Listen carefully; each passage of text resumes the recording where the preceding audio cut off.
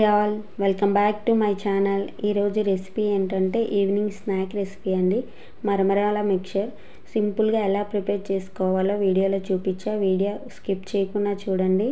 ఈ మిక్చర్ అనేది 10 days దాకా అదే టేస్ట్తో ఫ్రెష్గా క్రిస్పీగా ఎలా ఉండాలి అంటే వీడియో స్కిప్ చేయకుండా చూడండి. ముందుగా ఇక్కడ 100 grams దాకా మరమరాలు తీసుకున్నానండి. స్టవ్ ఆన్ చేసుకొని మందంగా ఉండే కడాయి పెట్టుకోవాలి. కడాయి హీట్ అయ్యాక మంటని మీడియం ఫ్లేమ్లో పెట్టి మరమరాల్ని యాడ్ చేసుకొని ఫ్రై చేసుకోవాలి అండి. ఒక 2-3 minutes అయ్యాక ఇలా మరమరాల్ని మనం ప్రెస్ చేసి చూస్తే ఆ ఫ్రై అయ్యా లేదా అనేది తెలిసిపోతుంది అండి. ఇప్పుడు వాటిని పక్కన పెట్టుకోవాలి.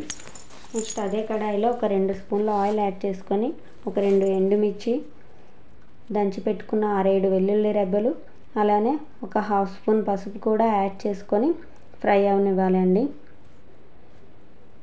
అవి ఫ్రై అయ్యాక ఒక కప్పుతో పల్లీలు, అలానే ఒక కప్పు పుట్నాలు కూడా యాడ్ చేసుకొని ఫ్రై అవనివ్వాలి. ఇంకా కావాలి అంటే ఎండు కొబ్బరి, కొన్ని డ్రై ఫ్రూట్స్ కూడా యాడ్ చేసుకోవచ్చండి, ఎవరి టేస్ట్కి తగ్గట్టు అది. అవన్నీ బాగా ఫ్రై అయ్యాక కొన్ని కాజుని కూడా యాడ్ చేసుకున్నానండి. కాజు కూడా బాగా వేగాక కొంచెం కరివేపాకు కూడా యాడ్ చేసుకొని బాగా ఫ్రై అవనివ్వాలి.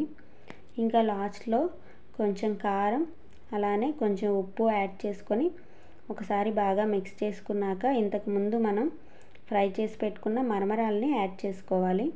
ఇలా మరమరాల్ని యాడ్ చేసుకొని ఒక 2 to 3 minutes ఫ్రై చేసుకుంటే సరిపోతుందండి. స్టవ్ ఆఫ్ చేసేయాలి.